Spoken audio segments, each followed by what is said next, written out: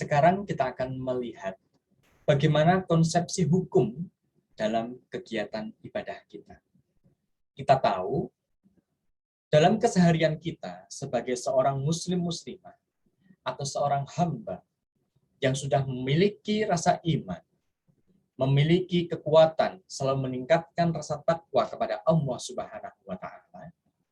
Nah, hukum dalam ibadah, gitu ya, kita harus tahu, gitu ya, ibadah ini terbagi menjadi berapa dulu, gitu. Agar kita dalam melakukannya, kita tidak melanggar hukum atau tatanan atau aturan yang sudah disyariatkan Allah Subhanahu wa Ta'ala. Kalau kita berbicara yang pertama, ibadah mahdhah. Ibadah mahdhah itu apa? Ibadah khusus, gitu ya. Ibadah utama. Nah, ibadah yang apa saja, gitu ya, yang telah ditetapkan oleh Allah, baik tata cara dan perincian-perinciannya, bisa berupa sifatnya, waktunya, tempat dan lain sebagainya, itu sudah diperinci sesuai dengan syariat yang ditetapkan Allah melalui Rasulnya. Jadi kalau kita berbicara ibadah mahdhah, kita nggak ada tawar-menawar. Artinya tawar-menawar di sini, ya, contoh paling mudah, ibadah mahdhah yang paling sering kita lakukan apa? Ibadah sholat. Sholat, dalam satu hari satu malam, kita melakukannya 5 kali. Dalam 5 waktu yang berbeda. Ini ibadah khusus yang harus kita lakukan. Selain sholat, puasa, ya, kemudian zakat, haji, ya. Nah, kalau kita berbicara haji sekarang, waktunya jelas, ya. Haji itu bulan ketika kita melakukan ibadah haji itu bulannya setahun hanya tertentu. Tidak bisa kita sepanjang waktu bisa melakukan ibadah haji. Haji ini dilakukan ya ketika bulan haji. Terpenting dalam ibadah haji itu apa? Wukuf di Arafah. Ketika wukuf di Arafah ini pasti, gitu ya, sebelum hari Idul Adha.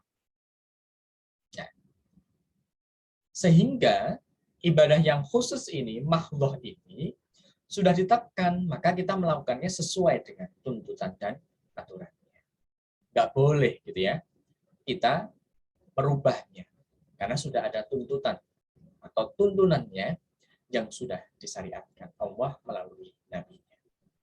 Nah, itu disebut ibadah mahdhah. Nah, mungkin kalau kita berbicara puasa, gitu ya, puasa Ramadan, ini ibadah mahdhah. Sifatnya apa?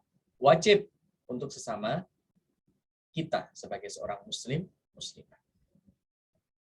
Akan tapi, gitu ya, dalam ibadah ini nanti akan ada beberapa konsepsi hukum yang berlaku. Misalnya kalau kita berbicara terkait dengan kapan kita diperbolehkannya tidak berpuasa Ramadan, nah itu secara fikih akan dijelaskan, gitu ya. Hukumnya boleh, kita tidak boleh tidak melakukan puasa Ramadan. Misalkan seorang perempuan dalam kondisi haid, gitu ya, boleh tidak melakukan puasa atau bahkan tidak boleh berpuasa. Nah, tapi ini menjadi kegiatan mahdhah kita. Tapi secara hukumnya, secara ibadahnya memiliki kewajiban untuk mengganti. Nah, di sini artinya apa? Tentang ibadah khusus di sini, sifat, waktu, tempat, dan yang lainnya itu memiliki perincian yang detail. Apakah itu sudah didetailkan di dalam Al-Quran ataupun di dalam hadis Rasulullah Shallallahu Alaihi Wasallam, ya, ataupun dari penjelasan para ulama, maka kita harus lakukan. Kalau kita tahu, ya, sholat sholat 5 waktu, itu di Al-Quran tidak dijelaskan. Oh, zuhur itu waktunya jam berapa sampai jam berapa. Itu dijelaskan secara detail oleh para ulama. Nah, artinya apa? Kita harus perhatikan. Ini masuk ibadah mahdhah. Atau yang kedua, yaitu ibadah khairu mahdhah. Ibadah khairu mahdhah itu apa? Segala ibadah yang diizinkan oleh Allah, akan tetapi gitu ya, tata cara dan perinciannya tidak ditetapkan secara jelas dan detail. Contoh paling mudah, kita membantu sesama muslim, masa ada detailnya gitu ya? Oh, kita harus membantu ketika orang tersebut gitu ya dalam keadaan kesusahan baru kita bantu. Tidak. Kapanpun kita membantu sama muslim atau muslimah ataupun siapapun yang ada di sekitar kita, kita niatkan itu ibadah, maka lakukan. Selagi itu diizinkan oleh Allah Subhanahu wa Ta'ala. Yang perlu kita garis bawahi, diizinkan. Artinya diizinkan ini apa? Diperbolehkan. Kalau sesuatu yang diharamkan, ya jangan dilakukan. Karena apa? Bukan menjadi bagian ibadah khairu mahdhah. Nah, ini ada ulama juga pendapat kalau mahdhah ini adalah khusus kita melakukan, tapi yang khairu mahdhah itu sifatnya adalah universal kepada siapapun yang ada di sekitar kita. Atau kalau khairu mahdhah ini sebenarnya hablum minan nasnya kita. Kalau ibadah mahdhahnya itu adalah hablum minallah. Di dalamnya pun pasti akan ada konsep hukum yang berlaku. Misal, kalau kita khairu mahdhah membantu orang, tapi tujuannya untuk takabur, untuk menyombongkan diri, untuk memperlakukan orang itu, atau melihatkan bahwa orang tersebut tidak mampu, atau kecil di mata orang lain. Nah, nanti malah menjadi hukumnya tidak boleh, haram. Nah, ini harus berhati-hati. Ya. Kalau dalam ibadah, maka kita bisa pandang ibadah mahdhah sama khairu mahdhah.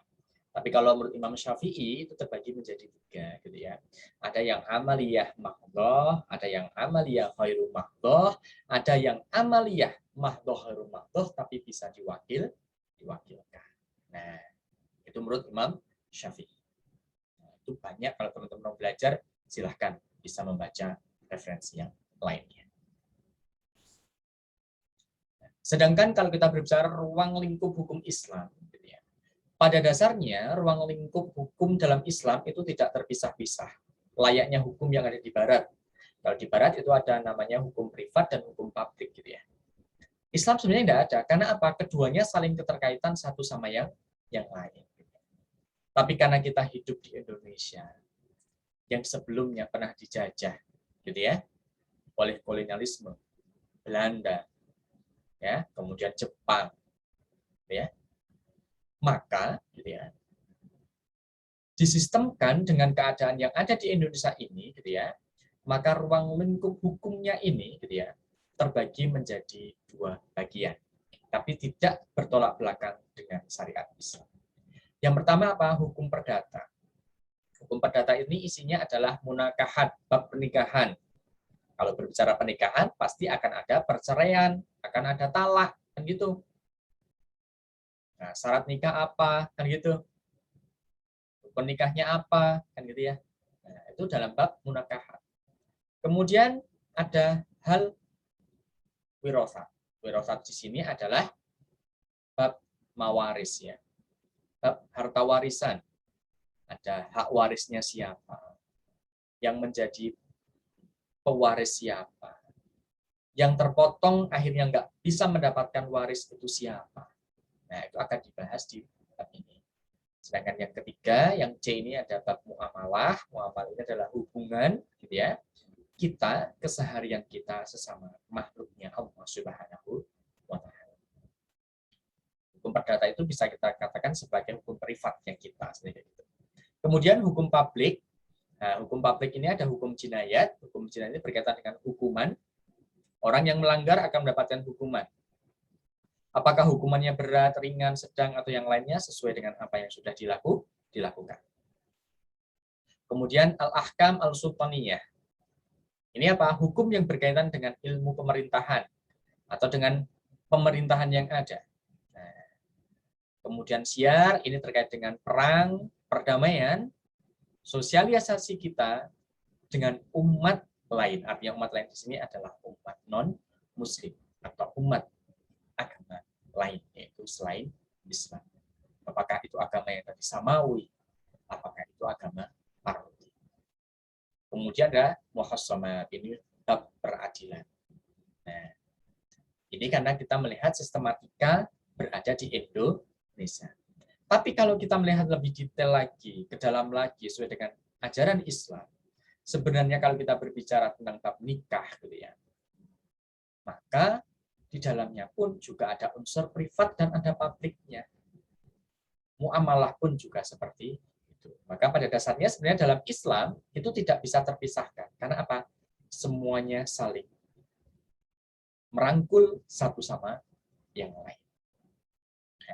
Tapi di Indonesia dibagi ini agar apa, gitu ya? Lebih mudah ketika memberikan suatu keputusan dalam hukum.